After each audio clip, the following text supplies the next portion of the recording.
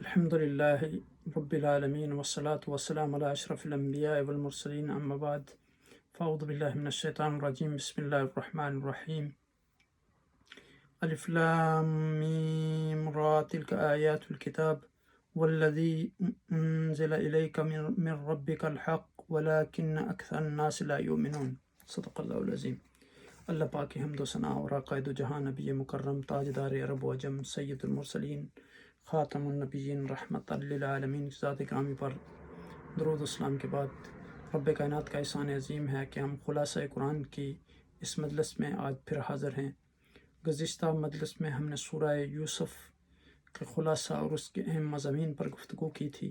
آج اس مختصر سے نشست میں انشاءاللہ ہم سورہ الرعد پر گفتگو کریں گے۔ اس سورہ مبارکہ کی آیات جو ہیں وہ 43 ہیں اور اس کے رکوع جو ہیں وہ 6 ہیں۔ اس سورہ مبارکہ میں بنیادی عقائد، توحید و رسالت، وحی اور جزائے اعمال کا بیان ہے، خصوصی حق و باطل کی آویزش اور آخرکار حق کی سربلندی کا جو قانون ہے وہ بیان ہوا ہے۔ اب یہاں اگر دیکھیں اس سورہ مبارکہ میں تو سورہ رعد جو ہے یہ مکہ میں نازل ہوئی۔ ترتیب کے لحاظ سے یہ قرآن حکیم کی 13ویں صورت ہے۔ اس کے 6 رکوع اور 43 آیات ہیں۔ اس کے کلمات کی تعداد 854 ہے اور حروف کی تعداد 3450 ہے۔ اس سورہ مبارکہ کی تلاوت پر اذن ربانی سے 34,500 نیکیوں کا ثواب ملتا ہے۔ رعد جو ہے وہ بیسیکلی کہتے ہیں بادل کی گرج کو۔ اس صورت میں اس کا ذکر ہے، اسی لیے اس کا نام جو ہے سورۃ الرعد ہے۔ اس میں بھی مکمل صورتوں کی طرح اسلام کے بنیادی اصول بیان کیے گئے ہیں۔ دنیا میں یہ پہلا واقعہ تھا کہ اللہ کی طرف سے ایک امی پر جس نے کہیں نہ تعلیم پائی تھی،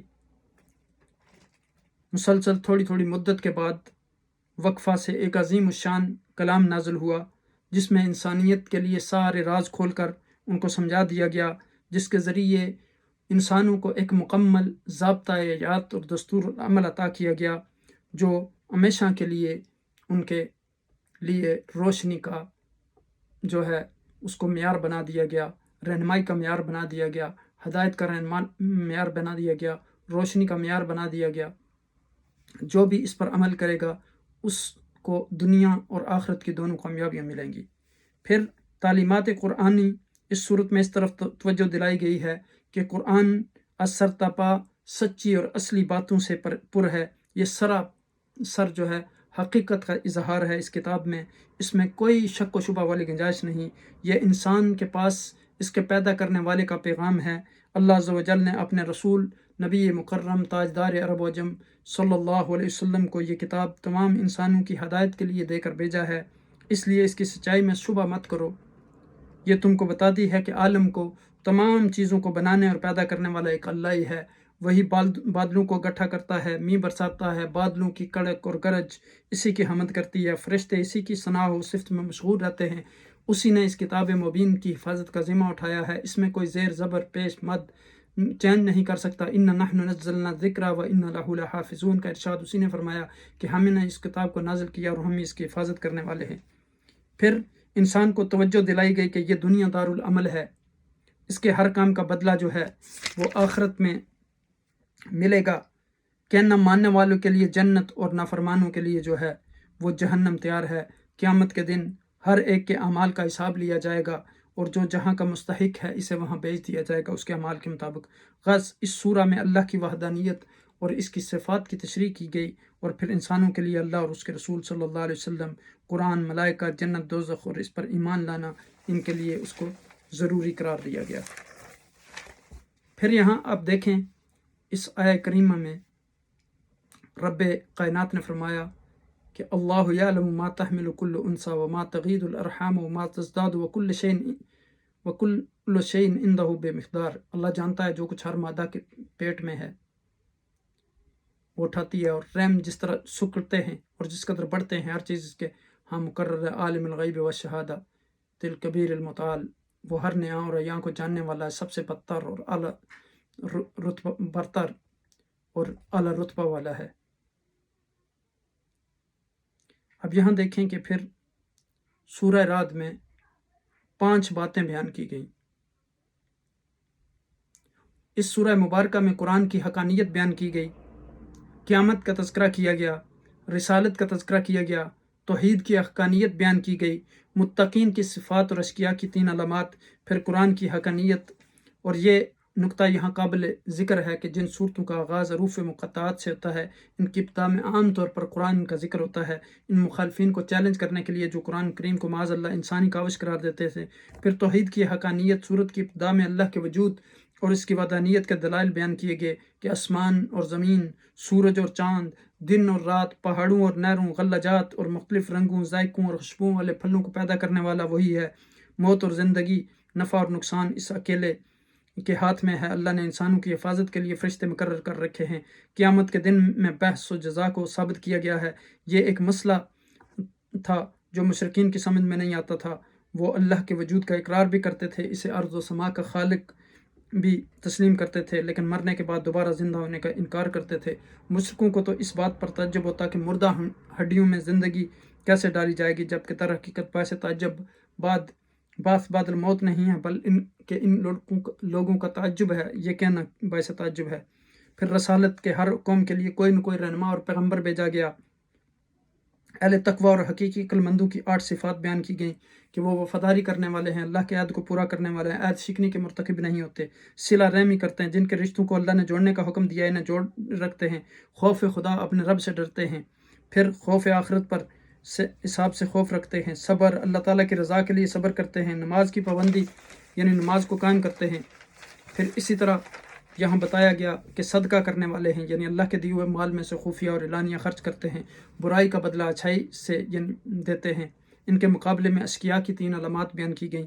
وعدہ خلافی کہ وہ اللہ کے وعدہ کو توڑنے والے ہیں، قطع رحمی اللہ نے جن رشتوں کو باقی رکھنے کا حکم دیا انہیں ختم کرتے ہیں، فساد فی الارض یعنی زمین میں فساد پھیلاتے ہیں، اور یہ منافقین کی علامات بھی ہیں۔ انبیاء بھی دوسرے انسانوں کی طرح انسان ہوتے ہیں، اس بات کا تذکرہ کیا گیا۔ ان کے بیوی بچے ہوتے ہیں، جہاں تک ان کے معجزات کا تعلق ہے تو یہ ان کا ذاتی کمال نہیں ہوتا بلکہ اللہ کے حکم سے صادر ہوتے ہیں۔ وہ لوگ مقام نبوت سے ناواقف ہیں جو بشر ہونے کی وجہ سے ان کی نبوت کا انکار کرتے ہیں۔ پھر اس بات کا تذکرہ کیا گیا سورت کے اختتام پر کہ اللہ نے اپنے نبی کی نبوت اور رسالت خود کی شہادت خود دی ہے۔ اس طرح وہ اہل کتاب بھی آپ کی نبوت کے گواہ ہیں جو تعصب سے پاک ہیں۔ گویا اس سورہ مبارکہ میں بنیادی عقائد، توحید، رسالت، وحی اور جزائے اعمال کا بیان ہے، خصوصاً حق و باطل کی آمیزش، اور پھر آخرکار جو ہے حق کی سربلندی کا قانون بیان ہوا۔ قرآن مجید کی تعلیم یہ ہے کہ انسان کو اس کے دنیا کے دندوں میں پھنس کر آخرت کو نہیں بھولنا چاہیے، یعنی ان ساری کائنات کی قدرت کی چیزیں جو ہیں اس پر غور و فکر کرنا چاہیے اور اس اللہ پر ایمان لانا چاہیے۔ عقل کو سیدھا راستہ دکھانے کے لیے قرآن کو سرمایہ ہدایت دے کر حضور نبی اکرم صلی اللہ علیہ وسلم کو بھیجا گیا۔ پھر قرآن غور و فکر اور تدبر کرنے کی دعوت دیتا ہے کہ سورج، چاند، ستاروں کی شناخت پر غور کرنے سے معلوم ہوگا کہ اس خالق کا زبردست قدرت والا ایک مالک ہے، خالق ہے، وہ رب ہے۔ اللہ کو پہچانو۔ دنیا کا حال یہ ہے کہ جہاں بلائی ہے وہاں برائی، لیکن یاد رکھو آخر کر جو ہے بلائی انسان کے کام آئے گی اور برائی جپٹ کر الگ ہو جائے گی، اس کے ساتھ جو ملے وہ اسے لے کر مرتی ہے۔